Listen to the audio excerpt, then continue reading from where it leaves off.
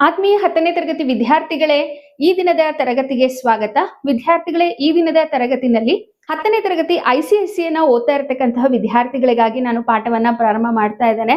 ಮೊದಲನೇದಾಗಿ ಸಾಹಿತ್ಯ ಸಂಗಮ ಅನ್ನೋ ಪಠ್ಯ ಪುಸ್ತಕದಲ್ಲಿ ಇರ್ತಕ್ಕಂತಹ ಮೊದಲನೇ ಪಾಠವನ್ನ ಈ ದಿನ ನಾನು ಮಾಡ್ತಾ ಇದ್ದೇನೆ. ಯಾವುದು ಹಾಗಿದ್ರೆ ಮೊದಲನೇ ಪಾಠ ಅಂತ ಹೇಳಿ ನೋಡೋದಾದ್ರೆ ಶಿವಭೂತಿಯ ಕತೆ ಅಂತ ಹೇಳ್ಬಿಟ್ಟು, ಮಕ್ಕಳೇ ಎಲ್ರಿಗೂ ಕೂಡ ಕತೆ ಅಂತ ಹೇಳಿದ್ರೆ ಇಷ್ಟ ಆಗೇ ಆಗುತ್ತಲ್ವಾ. ಚಿಕ್ಕ ಮಕ್ಕಳಿಂದ ಹಿಡಿದು ದೊಡ್ಡವ್ರ ತನಕ ಕತೆ ಅಂದ ತಕ್ಷಣ ತುಂಬಾ ಕುತೂಹಲ ಭರಿತರಾಗಿ ಆಸಕ್ತಿಯುತವಾಗಿ ಕಥೆಯನ್ನ ಕೇಳಕ್ ಸ್ಟಾರ್ಟ್ ಮಾಡ್ತೀವಿ, ಹೌದು ತಾನೆ? ಈ ಶಿವಭೂತಿಯ ಕತೆ ಅನ್ನೋದು ಒಂದು ಪಂಚತಂತ್ರದ ಕತೆ. ಎಲ್ರು ಚಿಕ್ಕ ವಯಸ್ಸಿದ್ದಾಗ ಪಂಚತಂತ್ರದ ಕತೆಗಳನ್ನ ಕೇಳ್ಕೊಂಡು ನೋಡ್ಕೊಂಡು ಬೆಳೆದಿದ್ದೀರಾ ಅಂತ ಹೇಳಿ ಅನ್ಕೊಳ್ತಾನೆ. ಈ ದಿನ ಪಂಚತಂತ್ರದ ಕತೆಗಳಲ್ಲಿ ಬರುವ ಶಿವಭೂತಿಯ ಕಥೆಯನ್ನ ಕುರಿತು ನಾನು ನಿಮ್ಗೆ ಹೇಳ್ತಾ ಹೋಗ್ತಾನೆ. ಅದಕ್ಕಿಂತ ಮುಂಚೆ ವಿದ್ಯಾರ್ಥಿಗಳೇ, ಪಾಠವನ್ನ ಸ್ಟಾರ್ಟ್ ಮಾಡೋದಕ್ಕಿಂತ ಮುಂಚೆ ಒಂದು ವಚನದ ಮೂಲಕ ನಾನು ಈ ದಿನದ ಪಾಠವನ್ನ ಸ್ಟಾರ್ಟ್ ಮಾಡ್ತಾನೆ. ಏನದು ಅಂತ ಹೇಳಿ ನೋಡೋದಾದ್ರೆ, ಸಜ್ಜನರ ಸಂಘವದು ಹೆಜ್ಜೇನು ಸವಿದಂತೆ ದುರ್ಜನರ ಸಂಘ ಬಚ್ಚಲ ಕೊಚ್ಚೆಯಂತಿಹುದು ಸರ್ವಜ್ಞ. ಅಂದ್ರೆ ಇಲ್ಲಿ ಕವಿ ಸರ್ವಜ್ಞ ನಾವು ಎಂತಹವರ ಸಹವಾಸವನ್ನ ಮಾಡಬೇಕು, ಎಂತಹ ವ್ಯಕ್ತಿಗಳ ಸಹವಾಸ ಮಾಡಿದ್ರೆ ನಮ್ಮ ಜೀವನ ಯಾವ ರೀತಿ ಇರುತ್ತೆ ಅಂತ ಹೇಳಿ ಹೇಳಿದರೆ, ಸಜ್ಜನ ಅಂದ್ರೆ ಉತ್ತಮ ಜನರ ಸಹವಾಸವನ್ನ ಮಾಡಿದಾಗ ನಮ್ಮ ಜೀವನ ಹೇಗಿರುತ್ತೆ, ಹೆಜ್ಜೇನಿನಂತೆ ಸಿಹಿಯಾಗಿರುತ್ತೆ. ಅದೇ ರೀತಿ ನಾವು ದುರ್ಜನರ ಅಥವಾ ಕೆಟ್ಟ ವ್ಯಕ್ತಿಗಳ ಸ್ನೇಹವನ್ನ ಮಾಡಿದರೆ ನಮ್ಮ ಜೀವನ ಬಚ್ಚಲ ಮೋರಿಯಂತಾಗುತ್ತೆ, ಬಚ್ಚಲಿನ ಕೊಚ್ಚೆಯಂತೆ ನಮ್ಮ ಜೀವನ ಕೂಡ ಕೆಟ್ಟು ಹೋಗುತ್ತೆ ಅನ್ನೋದು ಈ ವಚನದ ತಾತ್ಪರ್ಯ. ಏನಕ್ಕೆ ನಾನು ಈ ವಚನವನ್ನ ಹೇಳ್ದೆ ಅಂತ ಹೇಳಿದ್ರೆ, ಇಲ್ಲಿ ಸಮಾಜ ಅಂತ ಹೇಳಿದ್ಮೇಲೆ ಒಳ್ಳೆ ವ್ಯಕ್ತಿಗಳು ಕೂಡ ಇರ್ತಾರೆ, ದುಷ್ಟ ವ್ಯಕ್ತಿಗಳು ಕೂಡ ಇರ್ತಾರೆ. ಆದ್ರೆ ನಾವು ಯಾರಾದ್ರೂ ಸ್ನೇಹ ಮಾಡೋ ಸಂದರ್ಭದಲ್ಲಿ ನಾವು ಒಳ್ಳೆಯ ವ್ಯಕ್ತಿಗಳನ್ನ ಆರಿಸ್ಕೊಂಡು ಸ್ನೇಹ ಮಾಡ್ಬೇಕು. ದುಷ್ಟರ ಸಹವಾಸ ಮಾಡಿದ್ರೆ ಒಂದಲ್ಲ ಒಂದು ದಿನ ಖಂಡಿತ ನಮಗೇನೆ ಅಪಾಯ ಬರುತ್ತೆ ಅನ್ನೋ ನೀತಿ ಕಥೆಯನ್ನ ಈ ಕತೆ ಒಳಗೊಂಡಿದೆ. ಬನ್ನಿ ಹಾಗಿದ್ರೆ ತಡ ಮಾಡದೆ ಪಾಠವನ್ನ ಪ್ರಾರಂಭ ಮಾಡೋಣ. ಶಿವಭೂತಿಯ ಕತೆ. ಪಂಚತಂತ್ರ. ಪಂಚತಂತ್ರ ಭಾರತದ ಅತ್ಯುತ್ಕೃಷ್ಟ ಕೃತಿಗಳಲ್ಲಿ ಒಂದು ಎಂದು ಪರಿಗಣಿಸಲ್ಪಟ್ಟಿದೆ. ಪಂಚತಂತ್ರ ಅನ್ನೋದು ಭಾರತ ದೇಶದ ಅತ್ಯುನ್ನತ ಕೃತಿಗಳಲ್ಲಿ ಒಂದು ಅಂತ ಹೇಳಿ ಪರಿಗಣನೆಗೆ ತೆಗೆದುಕೊಂಡಿದ್ದಾರೆ. ಇದನ್ನ ಮೊದಲನೇ ಬಾರಿಗೆ ಸಂಸ್ಕೃತದಲ್ಲಿ ಅಂದ್ರೆ ಕ್ರಿಸ್ತ ಶಕ 1550ರಲ್ಲಿ ಅಥವಾ ಅದಕ್ಕೂ ಹಿಂದೆ, ನಮ್ಗೆ ಕರೆಕ್ಟ್ ಆಗಿ ಆ ದಿನಾಂಕ ಇಲ್ಲಿ ತಿಳಿದಿಲ್ಲ, ಅದಕ್ಕೂ ಹಿಂದೆ ಪ್ರಸಿದ್ಧ ವಿದ್ವಾಂಸನಾದಂತಹ ಪ್ರಸಿದ್ಧ ಪಂಡಿತನಾದಂತಹ ವಿಷ್ಣು ಶರ್ಮಾ ಅನ್ನುವ ಒಬ್ಬ ಕವಿ ತನ್ನ 80ನೆಯ ವಯಸ್ಸಿನಲ್ಲಿ ಈ ಪಂಚತಂತ್ರ ಕಥೆಯನ್ನ ಬರೆದಿದ್ದಾನೆ ಅಂತ ಹೇಳಿ ನಮ್ಗೆ ತಿಳಿದು ಬರುತ್ತೆ. ಅಷ್ಟೇ ಅಲ್ಲ, ಈ ಪಂಚತಂತ್ರ ಕಥೆ ಏನಿದೆಯಲ್ಲ ಮಕ್ಕಳೇ, ಇದು ವಿಶ್ವದ 50 ಭಾಷೆಗಳಲ್ಲಿ ತರ್ಜುಮೆಗೊಂಡಿದೆಯಂತೆ. ತರ್ಜುಮೆ ಅಂದ್ರೆ ಭಾಷಾಂತರ. 50 ಭಾಷೆಗಳಿಗೆ ಈ ಸ್ಟೋರೀಸ್ನೆಲ್ಲ ಟ್ರಾನ್ಸ್ಲೇಟ್ ಮಾಡಿದ್ರಂತೆ. ಅಷ್ಟು ಅದ್ಭುತವಾದಂತಹ ಸ್ಟೋರೀಸ್ಗಳು ಈ ಪಂಚತಂತ್ರದಲ್ಲಿದೆ ಅಂತ ಹೇಳಿ ಹೇಳ್ಬೋದು. ಇನ್ನ ನಂತರ ಈ ಪಂಚತಂತ್ರದ ಕತೆ ಯಾವೆಲ್ಲ ವಿಷಯಗಳನ್ನ ಒಳಗೊಂಡಿರುತ್ತೆ ಅಂತ ಹೇಳಿ ನೋಡೋದಾದ್ರೆ, ಇವು ನೀತಿಯ ವಿಷಯಗಳನ್ನ ಒಳಗೊಂಡಿರುತ್ತೆ. ಹಾಗೆ ಪ್ರಾಣಿ ಪಕ್ಷಿಗಳನ್ನ ಕುರಿತಾದಂತಹ ಕುತೂಹಲ ಭರಿತ ಕತೆಗಳು ಇದರಲ್ಲಿರುತ್ತೆ. ಹಾಗೆ ಈ ಕತೆಗಳಿಗೆ ಪಂಚತಂತ್ರ ಅಂತ ಏನಕ್ಕೆ ಹೆಸರಿಡಲಾಗಿದೆ ಅಂತ ಹೇಳಿದ್ರೆ, ಇದು 5 ತಂತ್ರವನ್ನ ಒಳಗೊಂಡಿದೆ. ತಂತ್ರ ಅಂದ್ರೆ ಏನಪ್ಪಾ ಅಂತ ಹೇಳಿದ್ರೆ, ಆ ಜೀವನದಲ್ಲಿ ಜಾಣರಾಗಿ ಯಾವ ರೀತಿ ಬದುಕಬೇಕು, ಜಾಣ ನಡವಳಿಕೆಯ ವಿಧಾನಗಳು ಯಾವುದು ಅನ್ನೋದನ್ನ ಈ ಪಂಚತಂತ್ರ ಕಥೆಯಲ್ಲಿ ನಾವು ತಿಳ್ಕೋಬಹುದು. ಹಾಗೆ ಜನರನ್ನ ಹೇಗೆ ಅರ್ಥ ಮಾಡ್ಕೋಬೇಕು, ಒಳ್ಳೆಯ ಗೆಳೆಯರನ್ನ ನಾವು ಹೇಗೆ ಆರಿಸ್ಕೋಬೇಕು, ಬುದ್ಧಿವಂತಿಕೆಯನ್ನ ಹೇಗೆ ಸಂಪಾದಿಸ್ಕೋಬೇಕು, ಜೀವನದಲ್ಲಿ ಏನಾದ್ರೂ ಕಷ್ಟಗಳು ಬಂದ್ರೆ ಸವಾಲುಗಳು ಬಂದ್ರೆ ಅದನ್ನ ಹೇಗೆ ನಾವು ಎದುರಿಸ್ಬೇಕು, ಅದ್ರ ಜೊತೆಗೆ ಇನ್ನ ಹಲವಾರು ವಿಷಯಗಳನ್ನ ಕುರಿತಾಗಿ ಈ ಪಂಚತಂತ್ರ ಕಥೆನಲ್ಲಿ ವಿವರಿಸಲಾಗಿದೆ. ಹಾಗೆ ಪಂಚತಂತ್ರದ ಕುರಿತು ಹಳೆಯ ಒಂದು ಜಾಣ್ನುಡಿಯ ಪ್ರಕಾರ, ಪಂಚತಂತ್ರ ವಿಜ್ಞಾನದಲ್ಲಿ ಯಾರು ನಿಷ್ಣಾತನಾಗ್ತಾನೋ, ನಿಷ್ಣಾತ ಅಂದ್ರೆ ಪರಿಣಿತನಾಗ್ತಾನೋ, ಯಾರು ಎಕ್ಸ್ಪರ್ಟ್ ಆಗ್ತಾರೋ ಅವನು ಯಾವಾಗ್ಲೂ ಕೂಡ ಜೀವನದಲ್ಲಿ ಯಶಸ್ಸನ್ನ ಪಡ್ಕೊಳ್ತಾನೆ. 5 ಬಗೆಯ ತಂತ್ರಗಳು ಆತನಿಗೆ ಗೊತ್ತಿತ್ತು ಅಂತ ಹೇಳಿದ್ರೆ ಜೀವನದಲ್ಲಿ ಎಂತಹ ಸಿಚುಯೇಷನ್ ಬಂದ್ರು ಆತ ಈಸಿಯಾಗಿ ಪಾರಾಗ್ತಾನೆ ಅಂತ ಹೇಳಿ ಇಲ್ಲಿ ಹೇಳ್ತಾ ಇದ್ದಾರೆ. ಹಾಗೆ ಈ ಪಂಚತಂತ್ರದ ಕಥೆಗಳೇನಿದೆಯಲ್ಲ ಮಕ್ಕಳೇ, ಅದು ಮನುಷ್ಯನ ಅನೇಕ ಗುಣಗಳನ್ನ, ಮನುಷ್ಯನ ಅನೇಕ ಮುಖವಾಡಗಳನ್ನ ನಮ್ಗೆ ತಿಳಿಸ್ಕೊಡುತ್ತೆ. ಯಾವ್ದ್ಯಾವ್ದು ಅಂತ ಹೇಳಿ ನೋಡೋದಾದ್ರೆ, ದುರಾಸೆ, ಕ್ರೌರ್ಯ, ನಂಬಿಕೆ ದ್ರೋಹ, ಅಪ್ರಾಮಾಣಿಕತೆ, ಮಾತ್ಸರ್ಯ, ಗಡುಸುತನ, ಮತ್ತೆ ಅಧಿಕಾರ, ಹಾಗೆ ಸಂಪತ್ತಿನ ಮೇಲಿನ ಆಸೆ, ಈ ರೀತಿಯ ಗುಣಗಳನ್ನ ನಮಗೆ ತಿಳಿಸ್ಕೊಡುತ್ತೆ. ಅಂದ್ರೆ ಮನುಷ್ಯನ ಈ ಗುಣಗಳ ಕಥೆಗಳನ್ನ ಇದು ಒಳಗೊಂಡಿದೆ. ಪ್ರಾಣಿಗಳ ನಡವಳಿಕೆಯ ರೂಪದಲ್ಲಿ ಅಭಿವ್ಯಕ್ತಗೊಳಿಸುವ ಮೂಲಕ ಮತ್ತು ಮನುಷ್ಯನೊಂದಿಗೆ ಅವುಗಳ ಪಾರಸ್ಪರಿಕ ಕ್ರಿಯೆಗಳನ್ನ ನಿರೂಪಿಸುವ ಮೂಲಕ ಪ್ರಕಟಗೊಳಿಸುತ್ತವೆ. ಅಂದ್ರೆ ಇಲ್ಲಿ ಪಂಚತಂತ್ರ ಕಥೆನಲ್ಲಿ ಎಷ್ಟೋ ಸಂದರ್ಭದಲ್ಲಿ ಪ್ರಾಣಿ ಪಕ್ಷಿಗಳ ಕಥೆಯನ್ನ ಅದು ಒಳಗೊಂಡಿದ್ರು ಕೂಡ ಸೊ ಅದರಲ್ಲಿ ಮನುಷ್ಯನ್ಗೆ ಒಂದು ನೀತಿ ಪಾಠ ಇರುತ್ತೆ ಅಂತ ಹೇಳಿ ಇಲ್ಲಿ ಹೇಳ್ತಾ ಇದ್ದಾರೆ. ಹಾಗೆ ಅನ್ಯೋನ್ಯತೆ, ಪ್ರೀತಿ, ಕರುಣೆ, ನಿಸ್ವಾರ್ಥತೆಯಿಂದ ಕೂಡಿರ್ತಕ್ಕಂತಹ ಎದೆಗಾರಿಕೆ, ಸಾಮೂಹಿಕ ಬದುಕು ಹೇಗಿರುತ್ತೆ, ಅನ್ಯೋನ್ಯತೆ ಹೇಗಿರುತ್ತೆ ಮುಂತಾದ ವಿಚಾರಗಳನ್ನ ಈ ಪಂಚತಂತ್ರ ಕಥೆನಲ್ಲಿ ಮಕ್ಕಳಿಗೆ ಹೇಳ್ಕೊಡ್ತಾರೆ. ಹಾಗಾಗಿ ನಿಮ್ಗೂ ಕೂಡ ಮೊದಲನೇ ಪಾಠದಲ್ಲಿ ಶಿವಭೂತಿಯ ಕತೆ ಅಂತ ಹೇಳಿ ಒಂದು ಪಂಚತಂತ್ರದ ಕಥೆಯನ್ನ ಇಟ್ಟಿದ್ದಾರೆ. ಶಿವಭೂತಿ ಅನ್ನೋನು ಒಬ್ಬ ಬ್ರಾಹ್ಮಣ. ಆತ ಎಂಥ ವ್ಯಕ್ತಿತ್ವವನ್ನ ಹೊಂದಿದ್ದ, ಆತನ ಜೀವನದಲ್ಲಿ ಏನ್ ಘಟನೆಗಳ ಆಯ್ತು ಅನ್ನೋದೇ ಪ್ರಸ್ತುತ ಪಾಠ. ಸರಿನಾ ಮಕ್ಕಳೇ? ಎಲ್ರು ಕೂಡ ನಿಮ್ಮ ಟೆಕ್ಸ್ಟ್ ಬುಕ್ ಅನ್ನ ತೆಗಿರಿ, ಪಾಠವನ್ನ ನೋಡ್ಕೊಳ್ಳಿ. ಒಂದು ಮಹಾ ಅರಣ್ಯದಲ್ಲಿ ಕಂಬಳಕನೆಂಬ ಬೇಡನಿದ್ದನು. ಅವನನ್ನ ಒಂದು ಹುಲಿ ಅಟ್ಟಿಸಿಕೊಂಡು ಬಂದಿತ್ತು. ಆ ಬೇಡನು ಪ್ರಾಣ ಭಯದಿಂದ ದಿಕ್ಕು ಕಾಣದೆ ಓಡಿ ಬರುತ್ತಾ ಒಂದು ಹಳೆಯ ಬಾವಿಯಲ್ಲಿ ಬಿದ್ದನು. ನೋಡಿ, ಒಂದು ದಟ್ಟವಾದಂತಹ ಅರಣ್ಯ ಇತ್ತು. ಆ ಅರಣ್ಯದಲ್ಲಿ ಒಬ್ಬ ಬೇಟೆಗಾರ ಇದ್ದ. ಬೇಟೆಗಾರ ಅಂದ್ರೆ ಗೊತ್ತಲ್ಲ, ಹಂಟ್ ಮಾಡ್ತಾರಲ್ಲ, ಅವರಿಗೆ ಬೇಟೆಗಾರ ಅಂತ ಹೇಳಿ ಕರೀತಾರೆ. ಒಬ್ಬ ಬೇಟೆಗಾರ ಇರ್ತಾನೆ. ಆತನ ಹೆಸರೇನಪ್ಪಾ ಅಂದ್ರೆ ಕಂಬಳಕ. ಏನ್ ಹೇಳಿ? ಕಂಬಳಕ ಅನ್ನೋದು ಹೆಸರು. ಒಂದ್ಸರಿ ಏನಾಯ್ತಪ್ಪ ಅಂತ ಹೇಳಿದ್ರೆ, ಆ ಬೇಟೆಗಾರನನ್ನ ಒಂದು ಹುಲಿ ಅಟ್ಟಿಸ್ಕೊಂಡು ಬಂದ್ಬಿಡ್ತು. ಆಗ ಆ ಬೇಡ ತನಗೆ ಪ್ರಾಣ ಭಯ ಬಂದ್ಬಿಡ್ತು. ಬೇಡನಿಗೆ ಪ್ರಾಣ ಭಯ ಬಂದ್ಬಿಟ್ಟು ಏನ್ ಮಾಡ್ಬೇಕು ಅಂತ ಗೊತ್ತಿಲ್ಲದೆ ಹುಲಿಯಿಂದ ತಪ್ಪಿಸ್ಕೊಂಡು ಮುಂದೆ ಓಡಿ ಹೋಗ್ತಿರ್ತಾನೆ. ಓಡಿ ಹೋಗೋ ಸಂದರ್ಭದಲ್ಲಿ ಎದುರುಗಡೆನೆ ಒಂದು ಬಾವಿ ಇರುತ್ತೆ. ಆ ಬಾವಿಯನ್ನ ನೋಡ್ದೇನೆ ಆ ಬೇಡ ಏನಿದ್ನಲ್ವಾ, ಆತ ಬಾವಿ ಒಳಗಡೆ ಬಿದ್ದು ಹೋಗ್ಬಿಟ್ಟ. ಕೋಪದಿಂದ ಕುರುಡಾದ ಆ ಹುಲಿಯು ಸಹ ಅದೇ ಬಾವಿಯಲ್ಲಿ ಬಿದ್ದಿತ್ತು. ಬೇಡನನ್ನ ಹೇಗೋ ಆಹಾರ ಸಿಕ್ತು ಅಂತ ಹುಲಿ ಹೊಂಚ್ ಹಾಕಿ ತಿನ್ನಕ್ ಹೋಗಿತ್ತು. ಆದ್ರೆ ಈಗ ಬೇಡ ನೋಡಿದ್ರೆ ಎಲ್ಲಿ ಬಿದ್ಬಿಟ್ಟಿದ್ದಾನೆ? ಬಾವಿಯಲ್ಲಿ ಬಿದ್ಬಿಟ್ಟಿದ್ದಾನೆ. ಇದನ್ನ ನೋಡಿ ಹುಲಿಗೆ ಸಿಕ್ಕಾಪಟ್ಟೆ ಕೋಪ ಬಂದ್ಬಿಡ್ತು. ಹುಲಿ ಸಹಿತ ಅದೇ ಬಾವಿನಲ್ಲಿ ಬಿದ್ಬಿಡ್ತು.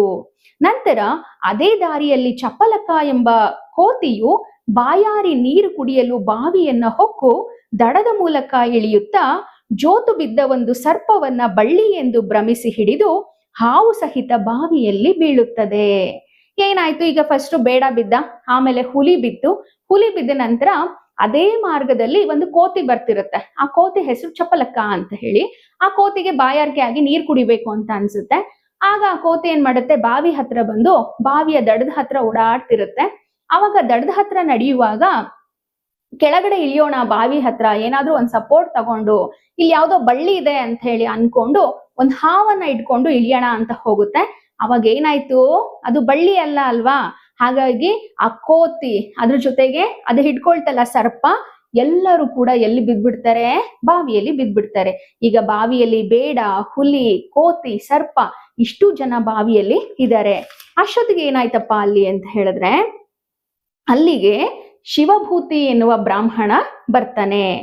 ಮಲರಹಿತನೂನ ದಯಾನಿಲಯನ್ ಅದೃಷ್ಟಾರ್ತೀರ್ಥ ಯಾತ್ರಾಶ್ರಮ ವಿಹ್ವಲ ಮಾನಸಂ ಪಿಪಾಸ ಕುಲಿತಂ ಶಿವಭೂತಿ ಎಂಬ ಪಾರ್ವಂ ಬರುತಂ.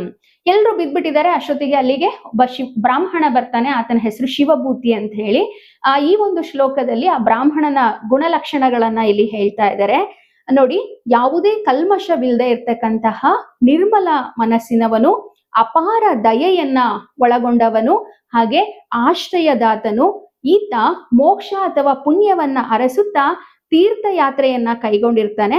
ಹೀಗೆ ತೀರ್ಥಯಾತ್ರೆಗೆ ಸಾಗುವ ಸಂದರ್ಭದಲ್ಲಿ ಈತನಿಗೂ ಕೂಡ ಅತಿಯಾದಂತಹ ಬಾಯಾರಿಕೆ ಆಗುತ್ತೆ. ಅತಿಯಾದ ಬಾಯಾರಿಕೆಯಿಂದ ಆತನ ಮನಸ್ಸು ವ್ಯಾಕುಲತೆಗೊಳ್ಳುತ್ತೆ.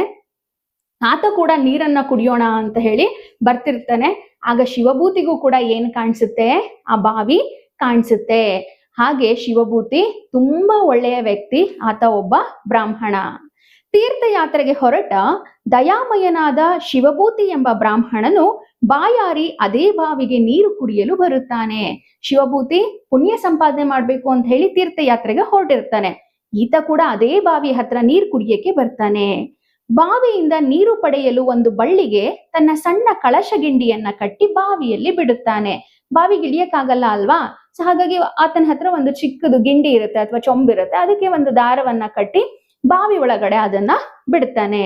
ಬಿಟ್ಟ ತಕ್ಷಣ ಏನಾಗುತ್ತೆ ಅಂತ ಹೇಳಿದ್ರೆ ಆ ನೀರು ತುಂಬಿದಂತಹ ಒಂದು ಗಿಂಡಿ ಏನಿತ್ತಲ್ವಾ ಅದನ್ನ ಎತ್ತುವ ಸಂದರ್ಭದಲ್ಲಿ ಒಂದು ಹುಲಿ ಅದನ್ನ ಹಿಡ್ಕೊಂಡು ನೇತಾಡ್ತಾ ಇತ್ತಂತೆ. ಆತ ಅದನ್ನ ಮೇಲಕ್ಕೆ ಇಳಿಯಕ್ ನೋಡ್ತಾನೆ. ಆಗ ಆತನಿಗೆ ಭಾರ ಅಂತ ಹೇಳಿ ಅನ್ಸಕ್ಕೆ ಶುರು ಆಗುತ್ತೆ. ಆದ್ರೂ ಕೂಡ ಕೈಗೆ ಭಾರ ಆದ್ರೂ ಆತ ಏನ್ ಮಾಡ್ದ, ಅದನ್ನ ಬಲವಾಗಿ ಹಿಡಿದು ಹೊರಗೆ ಎತ್ತಿದನು. ಆ ಹುಲಿಯು ವಿನಯದಿಂದ ನಮಸ್ಕರಿಸಿತು. ಈತ ಏನ್ ಅನ್ಕೊಂಡಿದ್ದಾನೆ, ನೀರು ತುಂಬಿದ ಬಿಂದಿಗೆ ಆಚೆ ಬರ್ತಾ ಇದೆ ಅಂತ ಹೇಳಿ ಅನ್ಕೊಂಡಿದ್ದಾನೆ. ಆದ್ರೆ ಹುಲಿ ಆಚೆ ಬಂದ್ಬಿಡ್ತು. ಅದನ್ನ ನೋಡಿ ಆತನಿಗೆ ಆಶ್ಚರ್ಯ ಆಯ್ತು. ಹುಲಿ ಮೇಲೆ ಬಂದ ತಕ್ಷಣ ಆತನಿಗೆ ನಮಸ್ಕಾರವನ್ನ ಮಾಡ್ತಾ ಇದೆ. ಶಿವಭೂತಿಗೆ ಆಶ್ಚರ್ಯ ಆಯ್ತು. ಆಶ್ಚರ್ಯ ಆಗ್ಬಿಟ್ಟು ಆತ ಏನ್ ಕೇಳ್ತಾ ಇದ್ದಾನೆ, ಏ ಹುಲಿ, ನೀನು ಹೇಗೆ ಈ ಬಾವಿಯಲ್ಲಿ ಬಿದ್ದೆ ಅಂತ ಹೇಳಿ ಪ್ರಶ್ನೆಯನ್ನ ಕೇಳ್ತಾನೆ. ಆಗ ಹುಲಿ ಏನ್ ಹೇಳದ್ ಗೊತ್ತಾ, ನಾನಷ್ಟೇ ಈ ಬಾವಿಯಲ್ಲಿ ಬಿದ್ದಿಲ್ಲ, ನನ್ನ ಜೊತೆ ಬೇಡ, ಸರ್ಪ, ಕಪಿ ಎಲ್ಲರೂ ಕೂಡ ಈ ಬಾವಿಯಲ್ಲಿ ಬಿದ್ವಿ ಅಂತ ಹೇಳಿ ಹೇಗೆ ಬಿದ್ರು ಅನ್ನೋ ಕಥೆಯನ್ನ ಹುಲಿ ಇಲ್ಲಿ ಶಿವಭೂತಿಗೆ ಹೇಳುತ್ತೆ.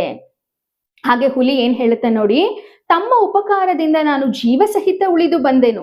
ದೂರದಲ್ಲಿ ಕಾಣುವ ಪರ್ವತ ಪಂಕ್ತಿಯ ತಪ್ಪಲಿನಲ್ಲಿರುವ ಒಂದು ಗುಹೆಯಲ್ಲಿ ನಾನು ವಾಸಿಸುತ್ತೇನೆ.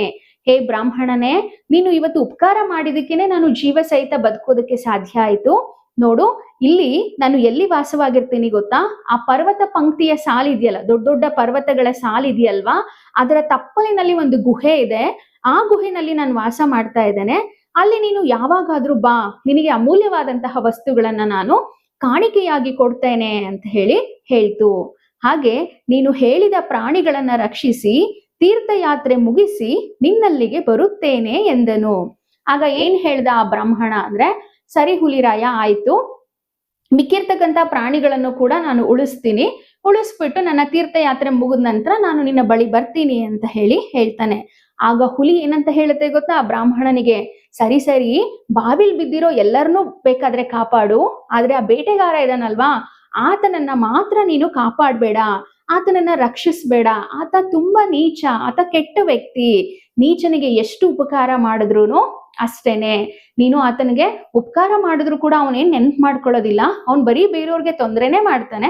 ಹಾಗಾಗಿ ನೀನು ಅವನನ್ನ ಏನ್ ರಕ್ಷಣೆ ಮಾಡಕ್ ಹೋಗ್ಬೇಡ ಅಂತ ಹೇಳಿ ಇಲ್ಲಿ ಹುಲಿ ಬ್ರಾಹ್ಮಣನಿಗೆ ಹೇಳ್ತು. ನಂತರ ನೋಡಿ ಒಂದು ಶ್ಲೋಕವನ್ನ ಕೊಟ್ಟಿದ್ದಾರೆ. ಉಪಕಾರೋಪಿ ನೀಚನಾಂ ಅಪಕಾರಾಯ ಕಲ್ಪತೆ ಪಯಃ ಪಾನಂ ಭುಜಂಗನಾಂ ಕೇವಲಂ ವಿಷವರ್ಧನಂ. ಅಂದ್ರೆ ಈ ಶ್ಲೋಕದ ಅರ್ಥ ಏನಪ್ಪಾ ಅಂತ ಹೇಳಿದ್ರೆ, ನಾವು ದುಷ್ಟರಿಗೆ ಎಷ್ಟೇ ಉಪಕಾರವನ್ನ ಮಾಡಿದ್ರು ಕೂಡ ಅದು ಹಾವಿಗೆ ಹಾಲೆರದಂತೆ. ನಾವು ಹಾವಿಗೆ ಹಾಲನ್ನ ಕುಡ್ಸಿದೀವಿ ಅಂದ ಮಾತ್ರಕ್ಕೆ ಹಾವು ವಿಷ ಕಕ್ಕೋದನ್ನ ಬಿಡುತ್ತಾ? ಇಲ್ಲ ಅಲ್ವಾ, ಅದ್ರ ಬದಲು ವಿಷ ಜಾಸ್ತಿ ಆಗುತ್ತೆ. ಹಾಗೆ ಯಾರು ಕೆಟ್ಟ ವ್ಯಕ್ತಿಗಳು ಇರ್ತಾರೋ ಅವ್ರಿಗೆ ನಾವು ಸಹಾಯ ಮಾಡಿದ್ವಿ ಅಂತ ಹೇಳಿದ್ರೆ ಖಂಡಿತ ಅವರಿಂದ ನಮ್ಗೆ ಅಪಕಾರ ಆಗೇ ಆಗುತ್ತೆ ಅನ್ನೋದನ್ನ ಈ ಶ್ಲೋಕ ಹೇಳ್ತಾ ಇದೆ. ನೀಚನಿಗೆ ಉಪಕಾರವನ್ನ ಮಾಡಿದ್ರೆ ಆತ ಯಾವತ್ತಿದ್ರು ಕೂಡ ಅಪಕಾರವನ್ನ ಮಾಡ್ತಾನೆ. ಅದು ಹೇಗಪ್ಪ ಅಂತ ಹೇಳಿದ್ರೆ, ಹಾವಿಗೆ ಹಾಲೆರದಂತೆ. ಹಾವಿಗೆ ನಾವು ಎಷ್ಟೇ ಹಾಲು ಕುಡಿಸಿದ್ರು ಕೂಡ ಅದು ಹೇಗೆ ವಿಷವನ್ನ ಕಾರುತ್ತದೆಯೋ ಹಾಗೆ ನೀನು ಆ ಬೇಟೆಗಾರನ ಮಾತ್ರ ರಕ್ಷಣೆ ಮಾಡ್ಬೇಡ ಅಂತ ಹೇಳಿ ಹುಲಿ ಅಲ್ಲಿಂದ ಹೊರಟು ಹೋಗುತ್ತೆ. ನಂತರ ಆ ಬ್ರಾಹ್ಮಣ ಆ ಬಾವಿಯಲ್ಲಿ ಬಿದ್ದಿದ್ದಂತಹ ಸರ್ಪವನ್ನ, ಕಪಿಯನ್ನ ಹೊರಗಡೆ ತೆಗಿತಾನೆ. ಎರಡೂ ಕೂಡ ನಮಸ್ಕಾರವನ್ನ ಮಾಡಿದ್ವು. ಕಪಿ ಏನ್ ಹೇಳ್ತಾ ಇದೆ ನೋಡಿ, ಇವತ್ತು ನಿಮ್ಮ ಕರುಣೆಯಿಂದ ನಾನು ಬದುಕುಳಿದಿದ್ದೇನೆ, ನಾನು ಮರುಹುಟ್ಟು ಪಡೆದಿದ್ದೇನೆ, ನಾನು ಬದರಿಕಾಶ್ರಮದಲ್ಲಿ ಇದ್ದೇನೆ. ಬದರಿಕಾಶ್ರಮ ಅಂದ್ರೆ ಒಂದು ಸ್ಥಳ, ಅಲ್ಲಿ ಕೋತಿ ವಾಸವಾಗಿರುತ್ತೆ.